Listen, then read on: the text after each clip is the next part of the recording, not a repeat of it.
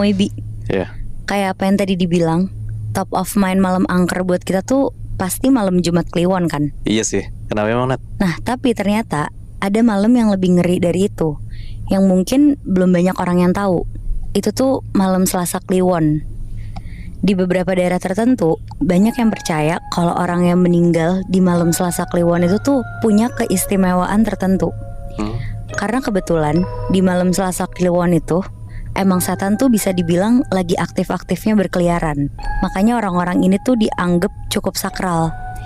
Dan karena sakral itu, biasanya makam orang ini tuh bakal dijaga ketat, bahkan bisa sampai 40 hari. Biar jasadnya atau kain kafannya gak dicuri sama orang yang pengen ngelakuin pesugihan. Oh benar.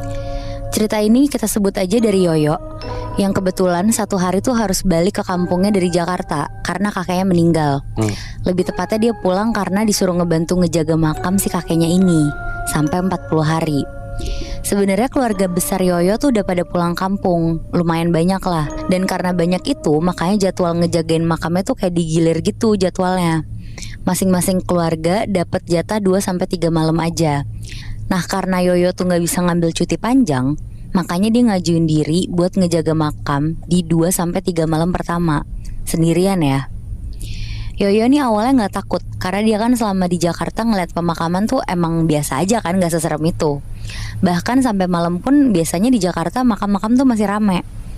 Tapi ada satu yang dia lupa. Si rumah kakeknya ini tuh beneran di desa pelosok gitu. Jadi udah pasti pemakamannya tuh gak sama kayak makam-makam di Jakarta.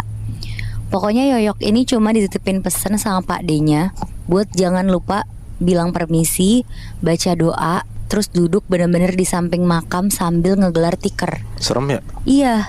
Di situ juga Pak D-nya nih bilang dia harus nyalain lentera atau lampu minyak, terus jaga-jaga bawa senter sama golok juga.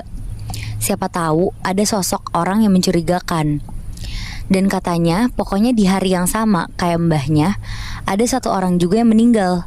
Jadi harusnya Yoyo ini tuh gak bener-bener sendirian lah ngejagainnya. Udah tuh Yoyo pergi ke arah makam jalan kaki sekitar jam 8 malam. Sesampainya di makam, ternyata bener nih kata Pak D-nya, ada yang baru meninggal. Soalnya dia tuh kayak ngelihat banyak orang berdiri di samping makam lain. Tapi di sini dia lihat kok nggak cuma satu makam doang. Hampir semua makam di sana, kira-kira ada 20-an makam lah, ada yang ngejagain gitu. Dan anehnya orang-orang ini tuh mukanya pada kayak was-was yang marah gitu, berdiri sambil ngebentangin kedua tangannya kayak buat nutupin makam di belakangnya. Terus bajunya tuh